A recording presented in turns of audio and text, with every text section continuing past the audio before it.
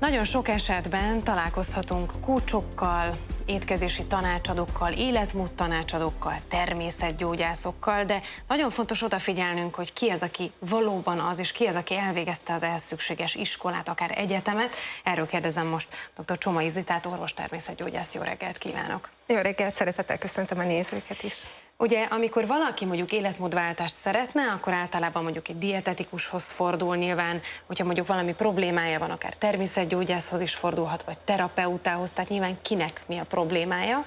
De ugye nagyon érdemes odafigyelni, hogy mikor választunk valóban szakembert, ugye ez fontos, mert ugye a szaktudás az egy iskolát is jelent egyben. Nagyon sokan próbálnak hangzatos csillivili internetes oldalakkal ugye bevonzani minél több vásárlott pácienst, és hát tanácsokat adni, amin, hát én nem tudom ezeket honnan veszik, ezeket a tanácsokat. Hogy lehet ezeket kiszűrni, Zita?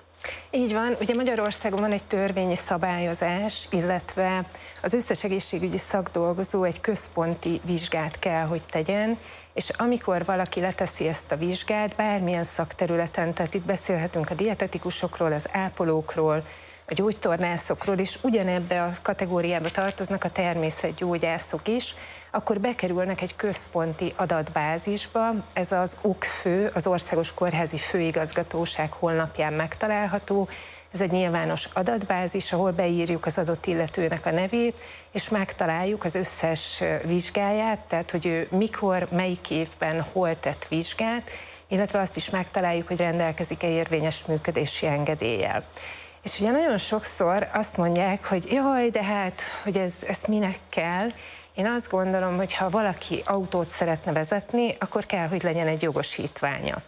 És az nem garancia, hogyha én megszereztem a jogosítványt, természetesen nem garancia arra, hogy jól vezetek, hiszen szükséges nagyon sok gyakorlat ehhez, de nem közlekedhetek az úton jogosítvány nélkül. Otthon a gázkazánomat nem szereltethetem olyan emberrel, akinek nincs ehhez végzettsége, nincs ehhez jogosultsága. És valahogy az egészségről úgy gondolkodnak az emberek, hogy hát ez bárki csinálhatja. De ugye anatómiai, élettani alapok nélkül, kórélettani alapok nélkül itt is ugyanolyan bajokat csinálhatunk, mint hogyha nem ismerem fel a közlekedési táblákat az úton.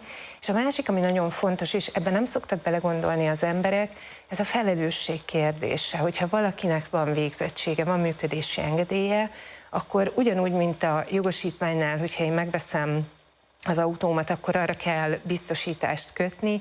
Itt is van az egészségügyi szakembereknek felelősségbiztosítása, kamarai tagsága, kötelező továbbképzése, és ez tulajdonképpen egyfajta felelősségvállalás is, hiszen hogyha valaki jogosítvány nélkül balesetet okoz az úton, akkor mit gondolunk róla?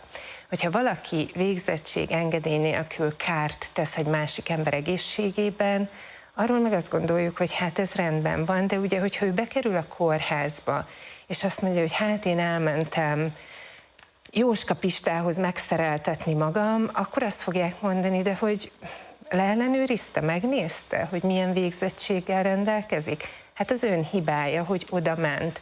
Tehát én azt gondolom, hogy ez fontos, hogy az emberek tudjanak erről, hogy van egy ilyen adatbázis, ahol utána tudnak nézni, és tényleg felelősségteljesen megfelelő végzettségek, továbbképzések birtokában lehet olyan tanácsokat, illetve terápiákat adni betegeknek, ami valóban egyébként kiegészíti a nyugati orvoslásnak a lehetőségeit. Tehát amikor megelőzésről, komplementer medicináról, kiegészítő terápiákról beszélünk, szerintem ez egy nagyon fontos terület, és tényleg kell, hogy legyenek ilyen szakemberek, de valóban az orvos munkáját, a dietetikus munkáját, a gyógytornász munkáját kiegészítve. És még egy megjegyzés ehhez, és nagyon sokan meg abba a hibába esnek, hogy esetleg egy olyan szakember mellett dolgoznak mondjuk 20-30 évig, aki mondjuk akár egy orvosnak az asszisztense, aki ugye természetesen minden nap belelát az orvos munkájába, de ettől még ő szintén nem ért hozzá, és ettől ő még nem lesz orvos, és ez is olyan tipikus példája annak, amikor valaki ezen a területen azt érzi, hogy akkor ő felhatalmazott arra, hogy ehhez értsen. De adjunk tanácsot szerintem azoknak, akik beleesnek abba a hibába, hogy elhiszik valakiről, hogy ő tényleg coach, hogy ő tényleg dietetikus, hogy ő tényleg természetgyógyász. Hogyan tud segítséghez fordulni egyrészt, illetve hogyha baj van és kiderül, hogy mondjuk az a prognózis, amit felállított az a természetgyógyász, most mondok egy példát, az nem helyes, forduljon akkor orvoshoz? Hivatalosan Magyarországon diagnózis csak és kizárólag orvos állíthat fel, tehát természetgyógyász, dietetikus, gyógytornász, bárki nem jogosult diagnózist felállítani, még a természetgyógyász sem. Tehát a diagnózis felállítása minden esetben az orvos feladata. Én egyébként mélyen hiszek abban, hogy nekünk nagyon szorosan együtt kell működni, hiszen ha egy utánkövetést szeretnénk, a laborokat, gyógyszeres terápiában nem nyúlhat bele egy természetgyógyász. Tehát nem mondhatja azt a betegnek, hogy jaj, hagyja el ezt a gyógyszert, majd én tudok jobbat. Mert nem véletlen, hogy azt a gyógyszert felírta az orvos, de az orvossal kézen fogva, tényleg a beteg érdekét nézve, és nem az anyagi érdekeket, vagy az egót nézve, nagyon sokszor ugye ez is előjön, hogy nincsenek meg a kompetencia határok. Ugye vannak különböző törvények, rendeletek, a 11/1997-es népjog rendeletben le van írva nagyon pontosan, hogy melyik szakterületnek milyen kompetenciái vannak, és ez nagyon jó, hogyha tudjuk, hogy például egy fitoterapeuta, egy életmódtanácsadó és terapeuta, vagy adott esetben egy gyógytornásznak milyen kompetencia határai vannak. Tehát mi az, amire ő képes, mi az, amit ő megtehet, és hol megyünk itt tovább. Ugye például, hogyha valaki fitoterapeuta, akkor ő nem végezhet pszichoterápiát. Mégis sokan végeznek ilyeneket. Az a lényeg tulajdonképpen, és Zita, köszönöm szépen neked, hogy itt voltál, hogy szakemberhez forduljunk minden esetben, bármilyen területet is választunk.